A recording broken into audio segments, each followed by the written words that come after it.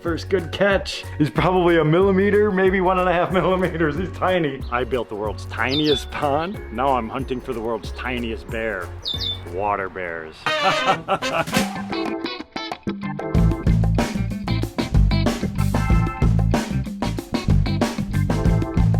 Hey, what's up everybody? I'm the Pond Professor here. Last week I built this incredible miniature aquascape ecosystem pond. Today what we need to do to finish this project off is we have to hunt for creatures that we're gonna put inside of this pond. So the animals that we're looking for are gonna be really small. Increases complexity a lot. The nice thing is there's usually a lot of them inside of our water features. So what I'm gonna do is I'm gonna use this type of a net.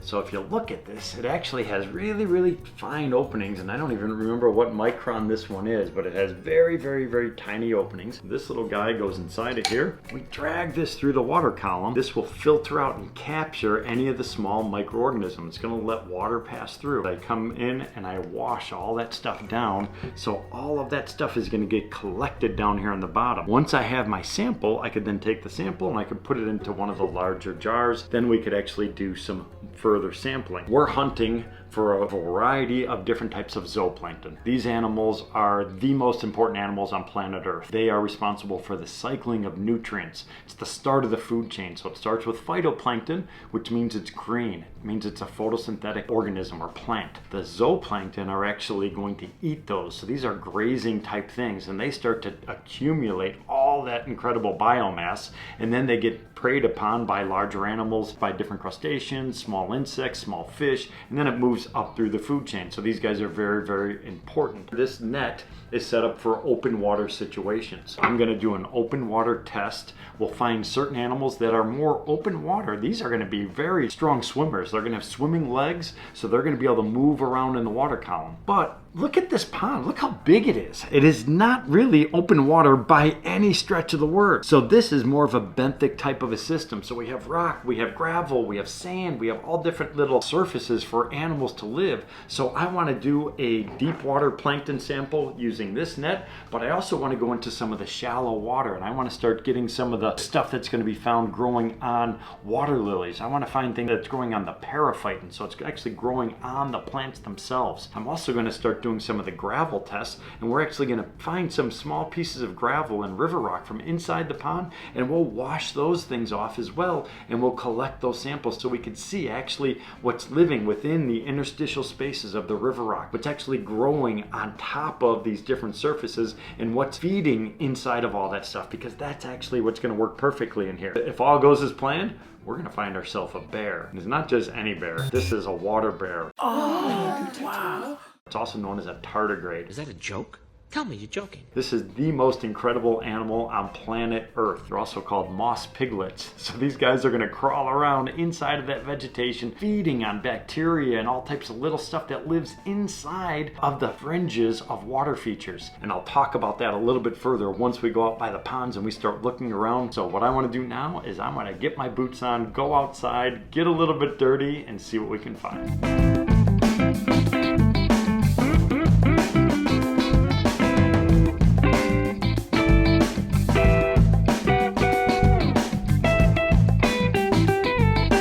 We're gonna do multiple samples. I wanna test the water lily trough pond right here. I'm gonna test our main signature pond, which is over 600,000 gallons of water. We're gonna do a sampling of the wetland filtration. We're also gonna do a sample coming out of the retention pond. Each one of these has different trophic structures. A eutrophic ecosystem means it has a lot of food. A lot of food means there's a lot of dissolved nutrients in the water, and you're gonna have plankton. Plankton? When there's a lot of food in the water, something wants to grow, and it usually starts with algae. It's gonna start with things that could easily assimilate those nutrients, start moving it up the food chain. So our main pond, there's enough food for aquatic plants. We have a pretty good fish population. Water quality is good. It's not perfectly clear like the Caribbean Ocean or something like that, but it's gonna still have some of the microorganisms. Then I also have our water lily pond. The reason I wanna sample this one is we have only 3 fish in this entire system. 3 tiny fish. And the reason why that's important is all the stuff that we're hunting for is actually food for fish. So if I don't have a lot of fish, if I don't have a lot of predators eating them,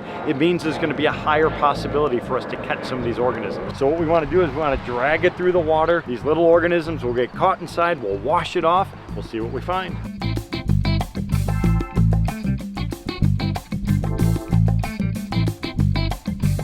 I'm gonna rinse it down to get, oh, you can see some of that film on the inside.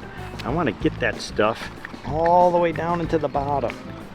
See how it washed all that stuff down into the bottom? Now we're gonna pull that out. Now we're onto the signature pond.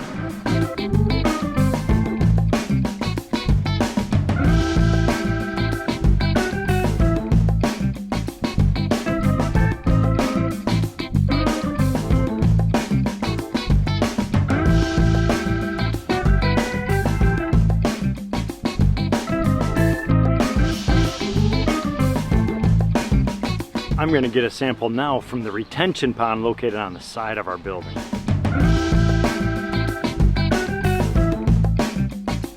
Oh, there's definitely going to be stuff living in there. I actually might keep that sample separate.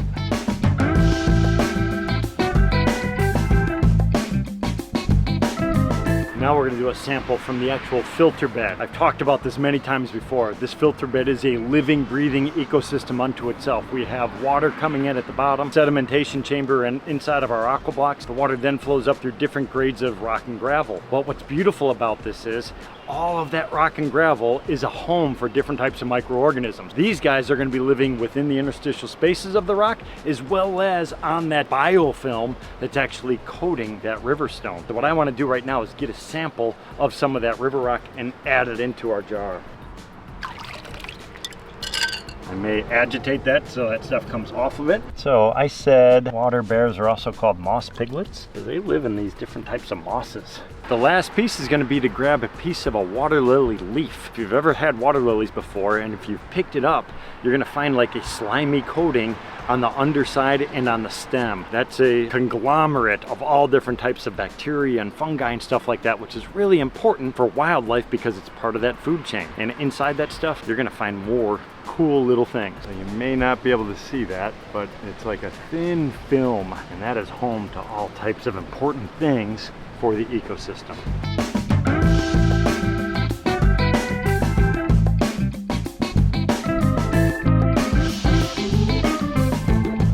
Agitating stuff here a little bit just to get some of that stuff that's off. Oh, hold on. We got like a little, where'd he go? Like a little scud swimming around super fast. Oh, I gotta catch him. He's super cool. Down here at the bottom. He's probably a millimeter, maybe 1.5 millimeters. He's tiny. Oh, you're coming in here. One way or another, buddy. I got him. Oh, that's a good find right there. The diversity of life in this stuff is going to be unbelievable. You know, this is just, you put water in the ground and life just happens. That's what I love about this stuff. And it also, it just goes back to that saying, H2O, which all of us know as water, 2 hydrogens, 1 oxygen, but to me it means homes to oceans. So by understanding this stuff, even on a microscopic level, you could actually understand larger lakes, rivers, streams, and eventually the ocean. And if you understand the ocean, you understand planet Earth. He's in there. First good catch, right out of the gate. The next piece of equipment, this little, actually it's a very inexpensive microscope. It does a decent job, but it hooks directly up to my laptop. It's not gonna give me incredible resolution, but on something like this, because I could see this one just without any type of optics at all. Just with my regular glasses, I could see him swimming around. So I know I'm gonna get incredible views of him. There's a little piece of that duckweed in there. Oh, so cool. Got his 2 little eyes. He's not transparent, he actually has a greenish tint to him. And you know why that is? It's because he eats algae. So they're gonna pick up some of the pigments of what they eat. Oh yes. Turning sideways. I was hoping he was going to do that because that's going to tell me more of what he actually is. Like I said, he's an amphipod or a scud, and you can tell by all those little legs. So you saw me picking up quite a bit of water. The problem is to identify individual microorganisms inside this. So what I want to do is I need to concentrate the sample. We've already started doing that because I took that plankton net, I dragged it through the water, that concentrated a section of it. Now I'm going to take this sample, I put it into a small beaker, I poured it. And thankfully I had all this stuff. I was searching around, I'm like, gosh, I gotta concentrate this. You know what? I actually have some micron filtered paper right here. Happen to have that, which was always handy. It's kind of similar to like a coffee filter. I'm pouring the water sample in, and then it slowly is dripping water down through. If you lift this up, let me show you. See that little drip coming out? It is slowly pulling all the water out, and it's leaving behind it some of the phytoplankton, the small organisms, so they're getting more and more concentrated. You can just see all the life crawling around inside of there. You can see how these little guys just kind of going around on that edge. Those are like Daphnia, so those are water fleas, super